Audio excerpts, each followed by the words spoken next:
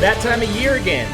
The leaves are falling, the temperature is dropping, and every yard in town seems to be spouting a fresh crop of passive-aggressive political signs, practically screaming at you about exactly who and what you're supposed to vote for. Well, welcome to the ICT Metroist. I'm your host, CJ, and I'm glad you're tuning in for our recap of the most important results from the 2025 general elections across the Metro region. Forget about the election news from around the nation. The off-year local elections here in the local ICT Metro region have more of an impact on your daily life. Think schools, roads, public safety, emergency services, and other core government services. These races often fly under the radar, but their consequences linger long after the last ballot is counted. But before we dive in, give the video a like and subscribe to the channel if you want future recaps covering local elections. Starting in the Metropolitan, the city of Wichita had 3 city council districts facing electoral contests this year. They cover a population of roughly 195,000 residents, or 1/4 of the Metro's population. The election was mostly focused on homelessness, development incentives, and taxes. In District 1, which covers the northeast section of the city, including WSU and much of the city's historically black neighborhoods, Joseph Shepard and LaWanda Deshazar faced off in an open race.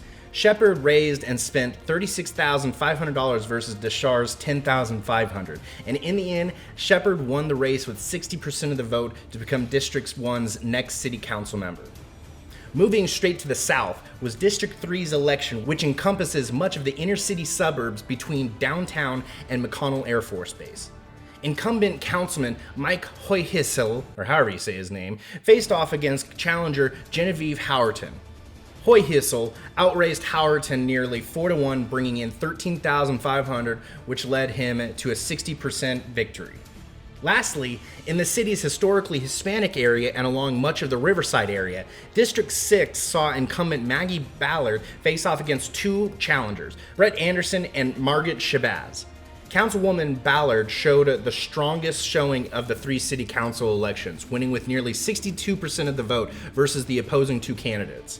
Like with the other city council members, Ballard won and outraised her competitor by multiples of what they raised. Ballard's $60,500 dwarfed her competitor's $9,200. You know, and this is why we pay attention to these local elections. These 3 city council elections and their consequences will be felt throughout the next 4 years in the Metro's central city.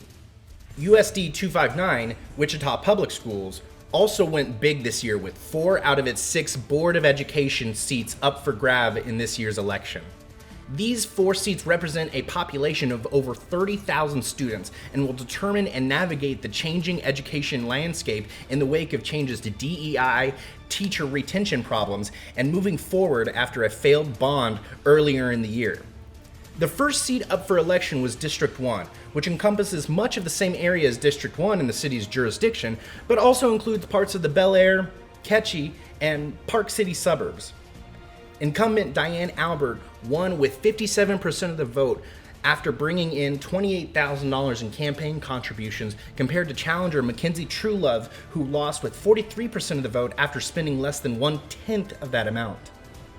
District 2, which encompasses the city's far east side and parts of the unincorporated Sedgwick County, saw incumbent Julie Hedrick win with 57% of the vote, with $18,500 on deck versus challengers Brent Davis and Valerie Most, which outspent her but still lost.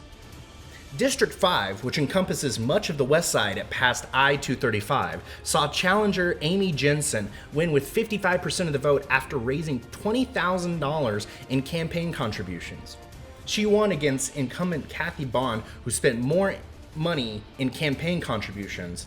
You know, these elections are pretty good reminders that money doesn't always buy elections.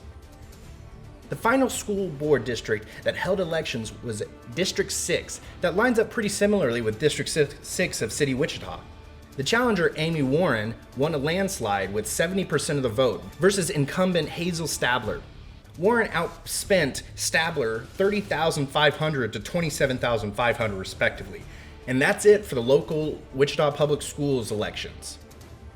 Moving to the rest of Sedgwick County, the following municipalities of Bel Air, Bentley, Colwich, Derby, Garden Plains, Goddard, Hayesville, Ketchie, Mays, Mount Hope, Mulvane, and Valley Center had either mayoral or city council elections this year. These Sedgwick County municipal elections covered another 80,000 residents, or about 10% of the metro population. Alongside that, the unified school districts of Derby, Valley Center, Clearwater, Goddard, Mays, Renwick, and Cheney all had elections that cover approximately 25,000 students. On top of these elections, Mulvane, Kansas voted yes 52% to 48% on a bond worth $45 million that would make multiple infrastructure improvements to their school district's buildings, something that Wichita Public Schools voters said no to in a special election earlier this year. Going to the east in Butler County, the following municipalities of Andover, Cassidy, Douglas, El Dorado, Leon, Rose Hill, and Towanda had either mayoral or city council elections that covered 38,000 residents, or 4.5% of the metro's population. The city of Towanda also overwhelmingly voted yes on a 1% sales tax to fund the replacement components from its aging water distribution system. The Butler Community College had 2 of its trustee positions up for grabs that will help steer the direction of the college. Also, the unified school districts of Bluestem, Remington, Andover, Douglas, and Augusta all had school board elections that cover approximately 9,000 students. Hopping back to the western portion of the metro, Reno County had municipal elections in Hutchinson, Nickerson, Buhler, Haven, and Sylvia. These local elections covered a population of 43,500 residents, which is almost another 5.5% of the metro population. The unified school districts of Hutchinson, Nickerson, and Haven had school elections that covered nearly 7,000 students. And on top of Hutchinson's school board elections, the district voted on a whopping $110 million bond issue that would have repurposed one building for pre-K and district offices and built a new middle school. Sadly, to the proponents of the bond was voted down by 75% of the district's voters. Going on south to Cali County, the municipalities of Ark City, Winfield, and Atlanta had local elections that cover a population of 23,500 residents, or just under 3% of the metro population. Only one school district, Udall, had a school board election for their 400-ish students. Cali County Community College also had an election for seats on the Board of Trustees that would steer the direction that the college takes. Even though they didn't have a school board election, Ark City's school district voted yes on 2 separate bond issues that affect their student population of nearly 3,000 students. The first bond was $52 million for improvements on their middle school building and $14 million to build a new pre-K center. Going back up to Harvey County, their municipalities of Newton, Halstead, Heston, Burton, and Sedgwick all had elections that cover a population of roughly 26,000 residents, which is about 3% of the population. Burton overwhelmingly voted in favor to keep their sales tax increase at 1% to pay for public street improvements. In Halstead, they voted by a 2/3 majority to prohibit some battery energy storage systems in their town. Honestly, I really don't know what that means. The school districts of Burton, Newton, Sedgwick, Halstead, and Heston had school board elections that cover over 6,000 students. In the far north of the metro area, the McPherson County municipalities that had elections were Canton, Galva, Inman, Lindsborg, Marquette, and Moundridge. These localities cover a population of over 9,000 residents, which is a little over 1% of the metro's population. The town of Inman voted to raise their mill levy rate, which is not necessarily the tax rate, but it's like their calculation for taxable value. Look, honestly, if you don't own a home, it's really honestly something you probably will not understand.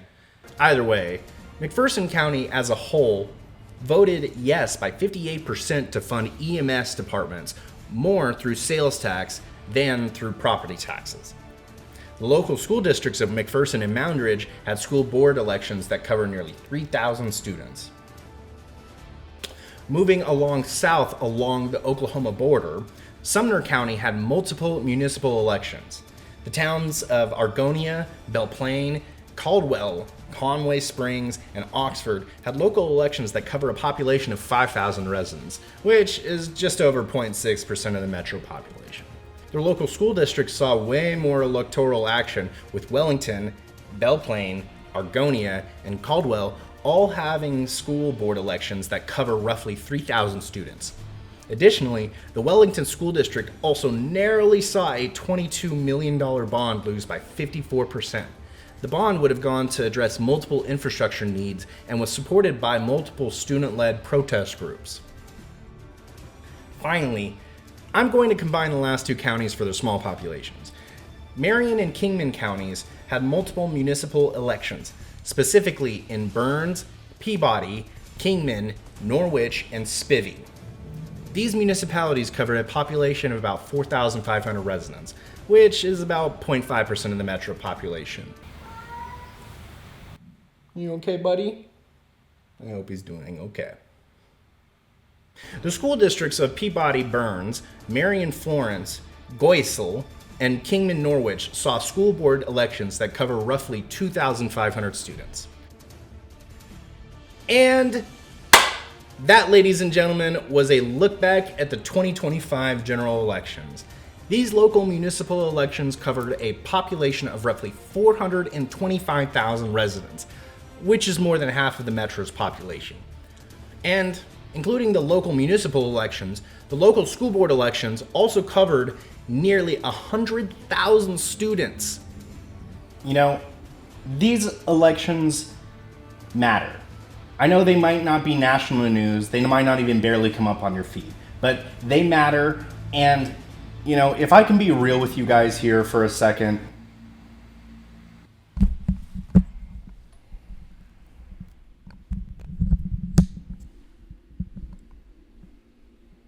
hello.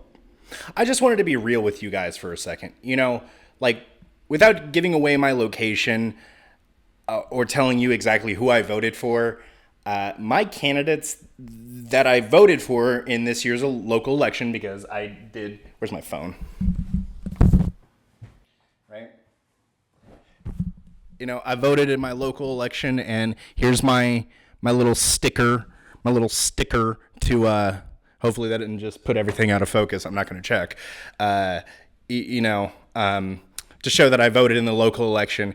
And the candidates that I voted for won. And while I do believe the winning candidates will do better than the losing candidates, I'm not fully attached to them. Like they can be replaced, for all I care, by people who have identical ideas and identical, work ethics.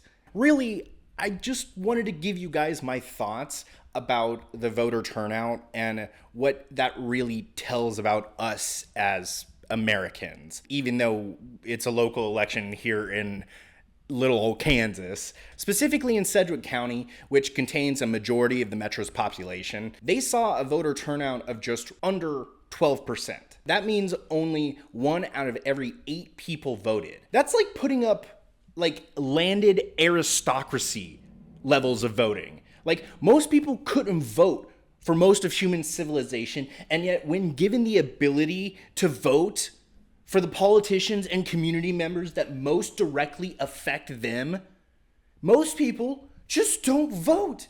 It's like remember that one saying, like when a tree falls in the wood, and if nobody's around, did the tree make any sound? It's the same thing. Like, does democracy even matter if people don't show up to vote?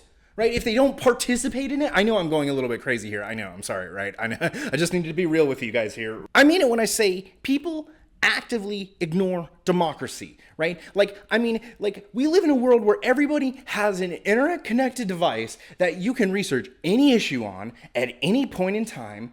We live in a world where everybody has the ability to vote, not just in person, but by mail, and early. You can't blame your lethargy on this. This is just your active ability to just ignore our democracy. You just have to accept that people are actively ignoring their own democracy.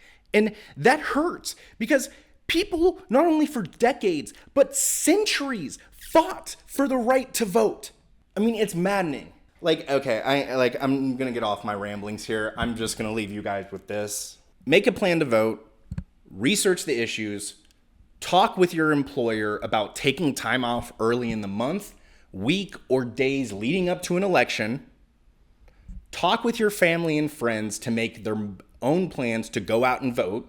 Go on social media and communicate with your local elected representatives. It's easier now than ever. Most importantly, take these words of wisdom about politics with you for the rest of your life. You don't fuck with politics, politics gon' fuck with you.